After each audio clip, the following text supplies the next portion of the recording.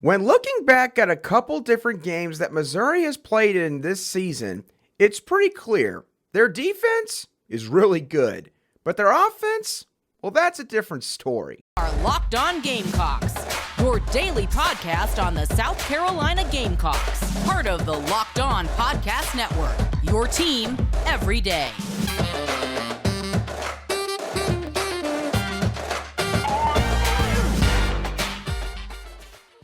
Today's show is brought to you by LinkedIn, the official college football recruiting sponsor across the Locked On College Network. LinkedIn Jobs helps you find the candidates you want to talk to faster. So post your job for free at linkedin.com/LockedOnCollege. Terms and conditions do apply. Hello, Gamecock Nation, and welcome back to the Locked On Gamecocks podcast, your show for daily headlines and potential storylines on your favorite South Carolina Gamecock sports teams. I'm your host, Andrew Lyon, and as always, thank you once again for making the Locked On Gamecocks podcast your first listen or watch every day. We are free and available on YouTube and wherever you get your podcasts daily, and we've got a lot to cover on today's show of Locked On Gamecocks. I'm going to be talking with y'all about what I'm going to be looking for at Garnet and Black Madness later tonight, which is going to be an intra-squad scrimmage that the men's basketball team is going to have take place at Colonial Life Arena. I'm also going to talk about why Missouri's play style on defense is what makes them so dangerous on that side of the ball. And I'm also going to talk about why Missouri's offensive mentality is the exact opposite of their defense's mentality. And that's what I'm going to start off today's show with. Now, I went back and watched Missouri's first half performance against the Auburn Tigers. I was only able to see the first half because, unfortunately, with where I was watching the game online, the second half was not available. But overall, my opinion on Missouri's offense is this. After watching that performance against Auburn, I've come to the conclusion that this offense is for the most part a gimmicky, out-of-style offense due to the combination of concepts that they seem to heavily rely on. Now, when looking at the play calling for Missouri's offense, this offense has the looks of one of those spread offenses from the earlier part of the previous decade that utilizes option plays like RPOs, read option, and speed option. Obviously something that really took flight around 2010, 2011 during the time where Chip Kelly's spread option up-tempo, no-huddle offense was really starting to take the country by storm over at Oregon. And the Missouri Tigers will run an up-tempo, no-huddle pace at times when they are seeing some success on offense.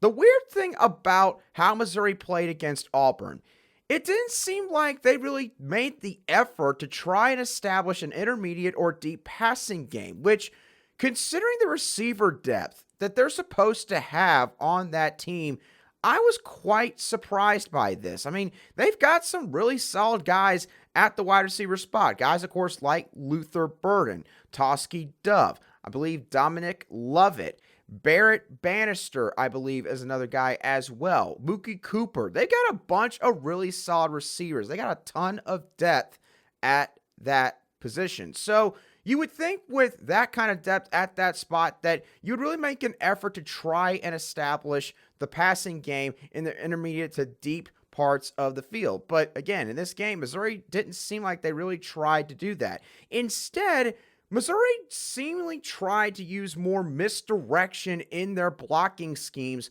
on a lot of plays, which tells me that they're trying to compensate for maybe a lack of consistency either in blocking or their quarterback play, or who knows, maybe it's a combination of both. They used a lot of play action rollouts out of the shotgun formation, especially where basically the offensive line, again, would go blocking one direction on the field, while the quarterback, in this case, Brady Cook, would roll out to the opposite side of the field. And this also sort of seems to fall in line with the few years span in the last decade where offensive coaches became almost overly enamored with the short horizontal passing game, basically just trying to get the ball out to the flats. and not really trying to push the ball vertically. Of course, you could also maybe term this as a West Coast style offense, but even in a West Coast style offense, offenses are going to try to push the ball downfield every so often.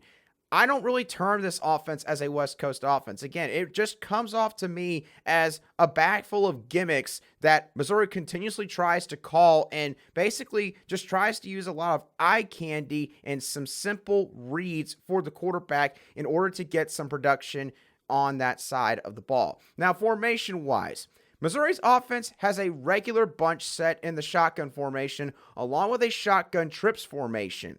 These two sets are by far Missouri's favorite sets, at least based off of their game against the Auburn Tigers. Drinkwitz does seem to like to overload one side of the field with his wide receivers, having 3 or 4 guys, because they also have an unbalanced quad set out of the shotgun, basically meaning that they've got a formation where there are 4 wide receivers all bunched up together and basically sort of a diamond pattern on one side of the field. And they also do have a split back set as well, which can play into the option game a little bit if they so choose to do so. They will also line up in the pistol formation at times with either an inline tight end or an H-back next to the quarterback, basically a pistol strong or weak formation and set.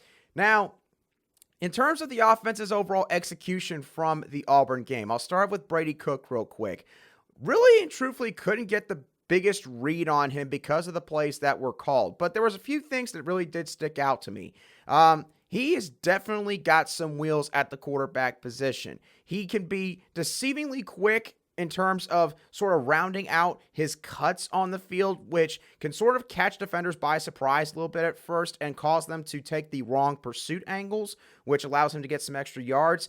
And he's also pretty smart as well. He does not take a whole lot of unnecessary hits. If Brady Cook, let's say, gets a read option play called, he keeps the ball and he ends up getting the first down. If defenders are coming screaming towards him a couple yards later, he just goes ahead and rolls on into the turf and goes down and lives to fight for the next play. So he's pretty savvy in that aspect. Now, as a passer, he can sometimes put a little bit too much juice on certain passes, basically overthrowing his wide receivers. But again, didn't really see him get that fair of a chance to establish a deep passing game for me to really make a concrete opinion on that aspect. He also does have an extremely quick release, which in today's football is something that a lot of coaches want to see out of their quarterbacks because of how much speed is emphasized on the field, even in the line of scrimmage. Now, when looking at some of the other skill positions, running back Nathaniel Pete, look, I don't think he is Tyler Beatty 2.0 for this Missouri Tigers football team, but he's pretty fast. As soon as he sees an open hole, Nathaniel Pete does not hesitate to go ahead and hit it in gear 3 or 4. And he is also, pound for pound, a pretty strong back. I believe, based on watching the game footage, he's probably around 5'9", 5'10", so a little bit on the shorter side, and probably around 200 pounds, maybe a little bit less than 200 pounds if I had to guess.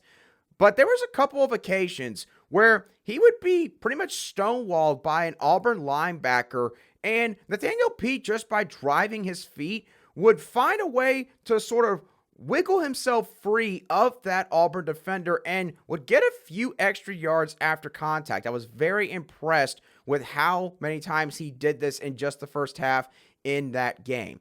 Now, moving on from the skill positions, because again, didn't really get a whole lot of the wide receivers or tight ends really.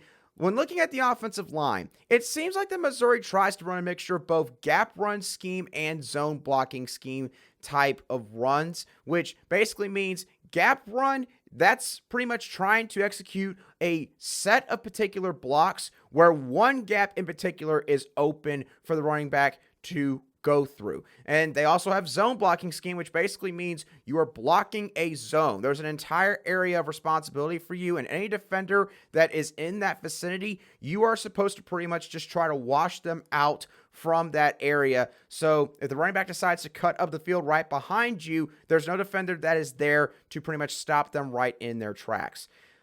In terms of any particular players on the O-line who might not be, I don't want to say the most talented, but maybe they do not perform as consistently well as some of his teammates, I would probably pick out left guard Xavier Delgado. I thought that he had his struggles, especially in pass protection and even sometimes in run blocking as well. So Zach Pickens or Tonka Hemingway, all those guys on the interior defensive line, if you're matched up on Xavier Delgado, I would like South Carolina's chances more often than not in that particular 1v1. Now, in just a few moments, I'll talk about what makes Missouri's defense so good and what makes them unique compared to other defenses the Gamecocks have faced so far this season.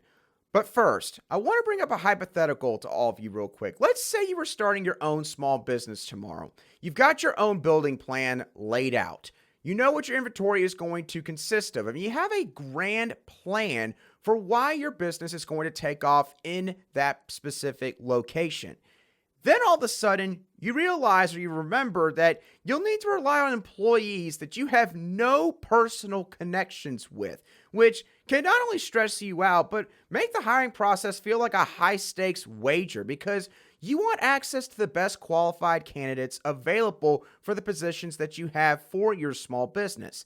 There's an easy way, however, to get around this conundrum, and that's by using LinkedIn Jobs. LinkedIn Jobs is here to help you find the candidates that you want to talk to faster and for free. And when you use LinkedIn Jobs, you can create a job post in minutes to reach both your own personal network and a worldwide professional network consisting of 810 million people. You can also add your job to the purple hashtag hiring frame on your profile, which helps to find the right people that fit the job description to a T, using tools like screening questions to filter through candidates and populate viable choices. This is why small businesses rate LinkedIn Jobs #1 in delivering quality hires versus other leading competitors in the industry. LinkedIn Jobs helps you find the qualified candidates that you want to talk to, again, faster. Did you know every week nearly 40 million job seekers are visiting LinkedIn?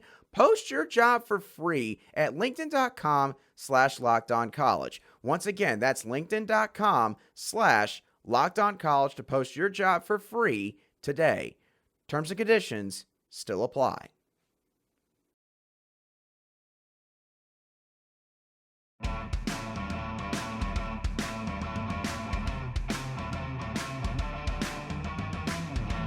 Welcome back to this Wednesday edition of the Locked On Gamecocks podcast, where we cover your South Carolina Gamecocks every single day. All right, so let's now switch gears over to Missouri's defense and why this time around compared to 2021, this unit has gotten a whole lot better. Now, I went back and watched Missouri's game against the Georgia Bulldogs from earlier in the season due to the fact that Georgia runs a pro style or multiple type of offense. And overall, when watching this game back, my thoughts on Missouri's defense are this. This is a defense that's going to give a lot of different looks when they need to, but overall, they want to have their guys go out there and play fast, especially out of a 4-2-5 or nickel-based formation. They want to be very aggressive in dictating how your offense plays throughout the course of a football game.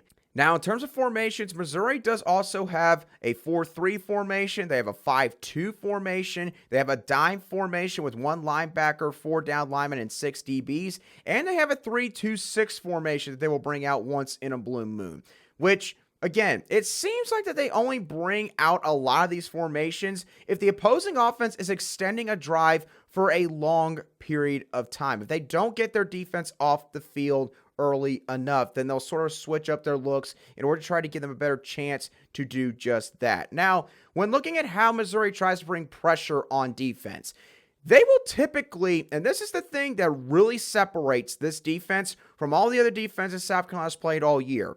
This defense is going to bring an extra guy on first down just about every single time. Because it seems like that Missouri likes to take their chances thinking that that first down play more often than not is going to be a run play.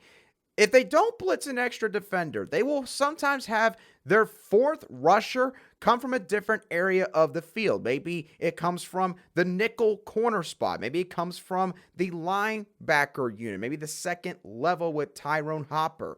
They do this all game long.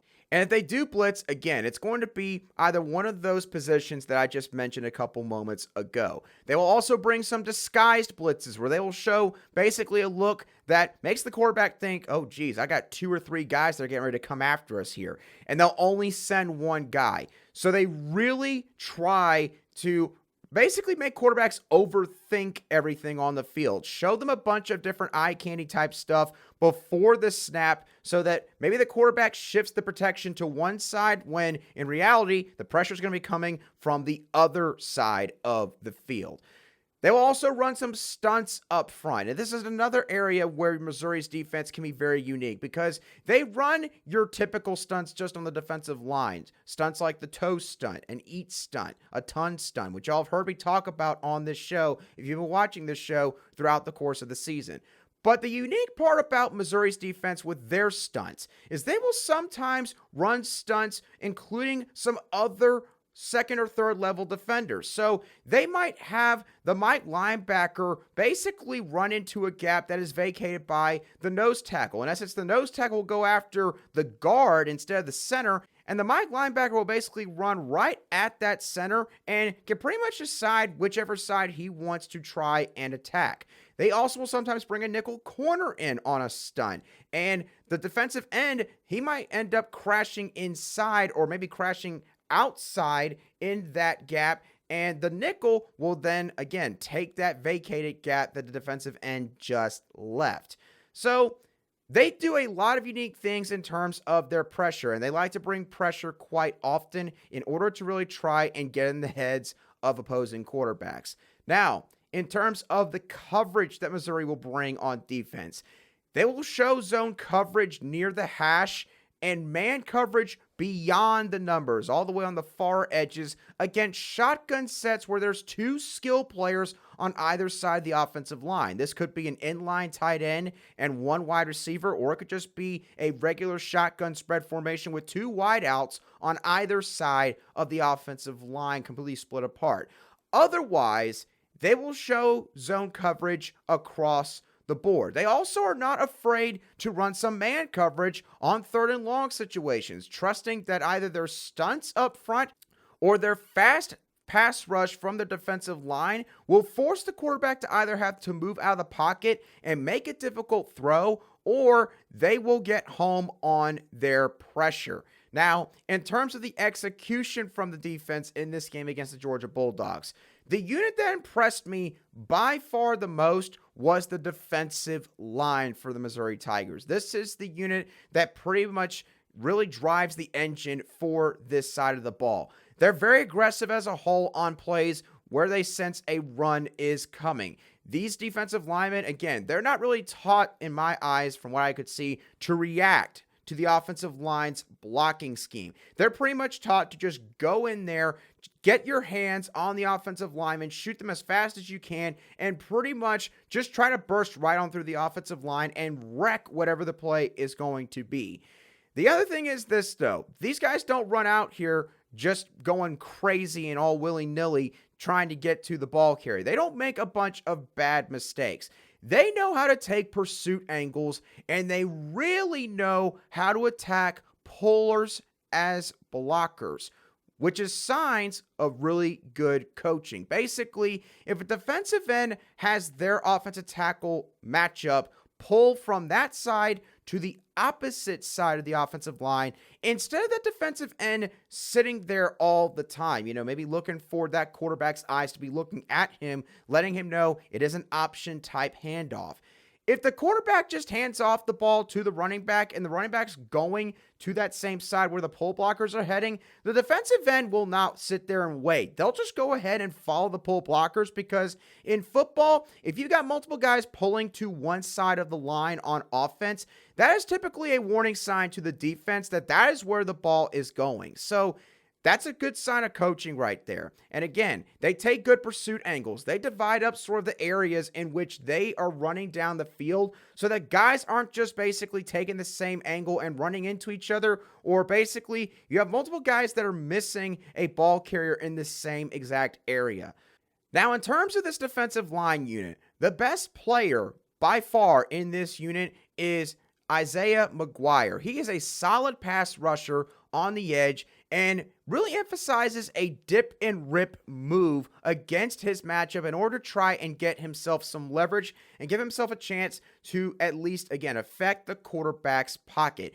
He also possesses a nice little inside swim move where he goes pretty much over the arm of an offensive lineman, attacking that inside half. He's extremely physical at the point of attack with his hands. And again, he takes great pursuit angles and does a great job in terms of looking for contain and backside reverses at the defensive end spot. So again, they're very fast on this side of the ball. They want to play fast, mainly play in a nickel formation. They are very aggressive, especially with their blitzes.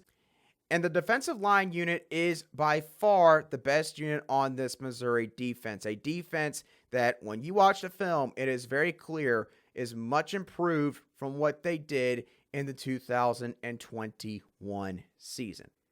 Now, in just a few moments, we're going to shift gears once again, and this time talk about the men's basketball team, and in particular, the Garnet and Black Madness event that is taking place later this evening, where I'm going to discuss with y'all what I'm going to be looking for at this intra-squad scrimmage. And I gotta say, if you're like me when you play basketball, meaning basically you're out of shape, maybe you haven't gotten outside enough recently, and if you're like me, maybe you never learned how to really handle a basketball beyond the basics when you were taking PE classes back in elementary school, middle school, or even high school. You know you'll look like you jumped into a nearby lake by the time you're done playing with your buddies or any random pickup game with some other people. But for some people, however, they deal with this issue more specifically with their armpits due to excessive underarm sweat. And this could be a big inconvenience in that person's life.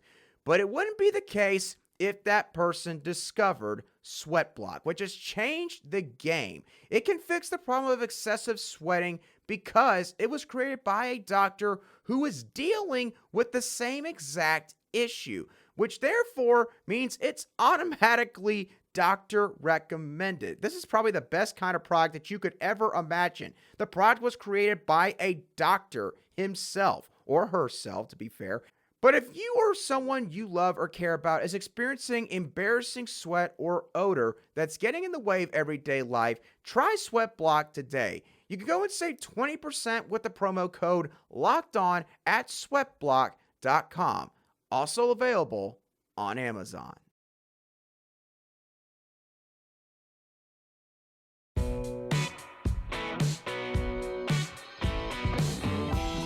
Welcome back to today's edition of the Locked On Gamecocks podcast, where we cover your team every single day in just 30 minutes. All right, so let's talk about this Garnet and Black Madness event that is going to be taking place for the men's basketball team later this evening. Now, in terms of this intra-squad scrimmage that's going to be taking place, obviously there's going to be a Garnet team and there's going to be a Black team, and the roster is going to be split up into two different teams, I would imagine.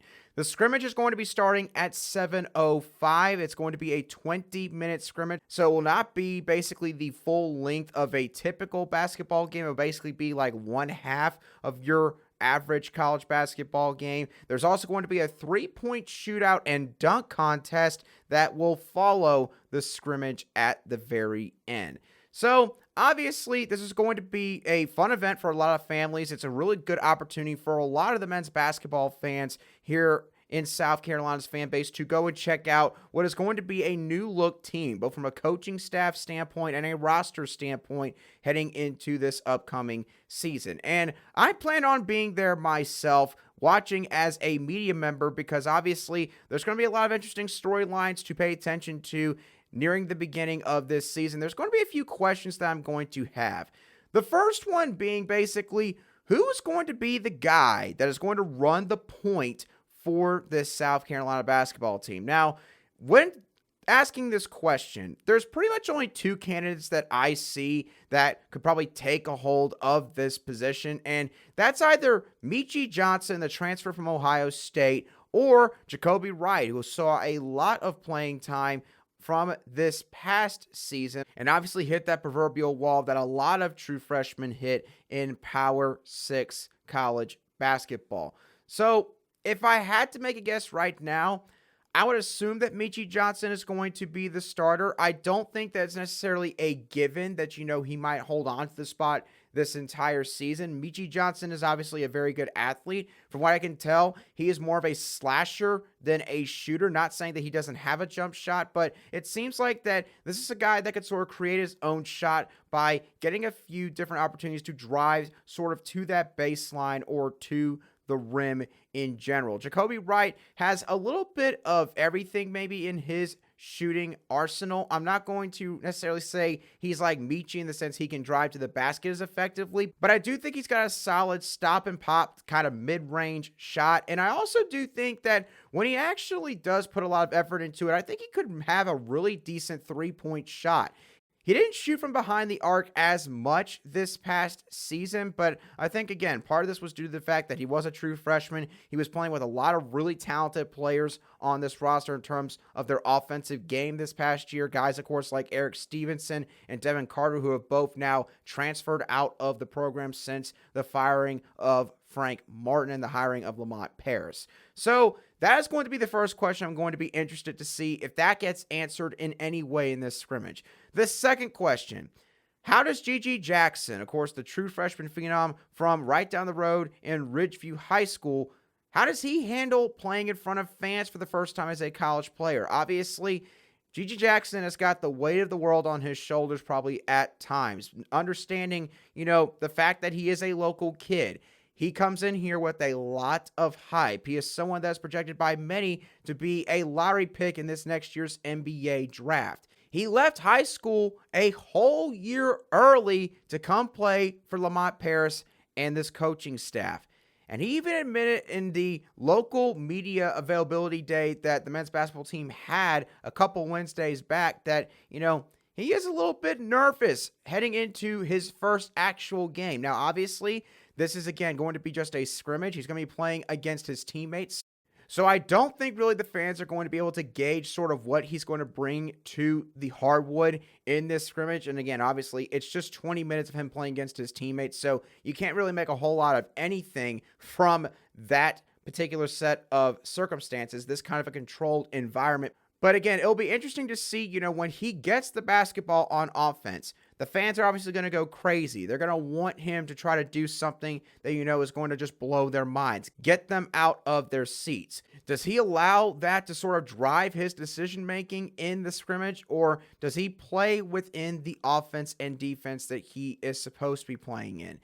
That's going to be something that's going to be very interesting to watch coming out of this intra-squad scrimmage, how GG Jackson performs in that particular aspect. And then the last thing that I'm going to be interested in paying attention to is how the backups perform in the front court for this roster. Because I got to admit, if there's really any position that there is a great deal of concern probably that I would have in terms of maybe the depth, I would probably say that it is the front court. Because the thing is, you're going to probably see GG Jackson at that 4 spot. You're going to probably see Josh Gray playing at that 5 spot. And those two guys, I think, are going to be very capable starters. And I think they're going to complement each other in the sense that Josh Gray is more of a defensive guy and, can go up there and grab a bunch of boards, while GG Jackson is going to be a guy that can score in multiple ways on the offensive end. When looking behind those guys, however, things get a little bit more murky. You have guys like Trevon Minot, who's been in the program for a couple years now. Now, in terms of a physical standpoint, he might not be able to match every guy he goes up against, but he does play with a lot of effort. He is very scrappy in terms of how he plays on defense especially. You've also got Benjamin Bosmans-Verdonk, which I hope that I pronounced that name correctly. It's probably going to take me a couple tries to get that down pat if I didn't. But the point being, Benjamin, of course, is an Illinois transfer. Now, he did not play a whole lot in his time with the Fighting Illini. I think he averaged basically 9 minutes a game over the course of his career there, which spanned 2 or 3 seasons. So Obviously, he does have at least some Power 6 experience playing in a really good basketball conference in the Big Ten. So we'll see how that translates for him going from the Big Ten all the way down here to the SEC. You've also got Javon Benson, who, again, also had some hype in terms of his potential coming out of Ridgeview High School a couple years ago, ironically enough.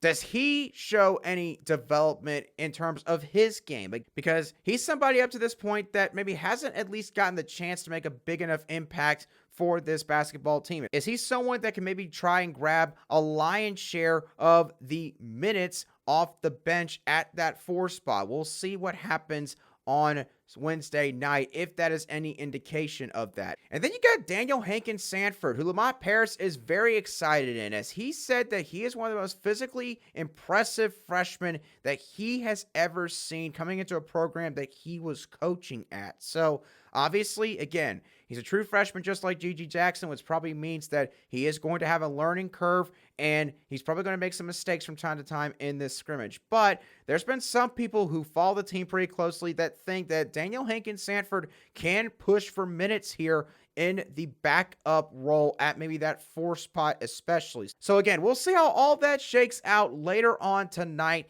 because that's going to do it for today's show of the Locked On Gamecocks podcast. I hope that y'all thoroughly enjoyed today's show as always. What are y'all's thoughts and opinions on Missouri's offense and defense? Do you think the offense is maybe a little bit better than I give them credit for? What do you think about Missouri's defense and the way that they play, especially if you've watched them at any point during the season? And then in terms of the Garnet and Black Madness event that's taking place for the men's basketball team, what do you think the overall goals should be for the team coming out of this scrimmage? I want to hear all of y'all's thoughts, as always, down below in the comments section. If you're watching today's show on YouTube, you can also feel free to shoot me a message at @line_SC on Twitter, and I'll try to respond to any replies or comments that you have as quickly as I see them. And once again, I thank you all for making the Locked On Gamecocks podcast your first listen or watch every day. Now, for your next listen, go check out Locked On Sports Today. The biggest stories of the day, plus instant reactions, big game recaps, and the take of the day, all on the Locked On Sports Today podcast, which is available on the Odyssey app, YouTube, and wherever you get your podcasts. But once again, that does it for today's show. I hope that y'all have a great rest of your Wednesday, and I'll catch y'all on the next show of the Locked On Gamecocks podcast.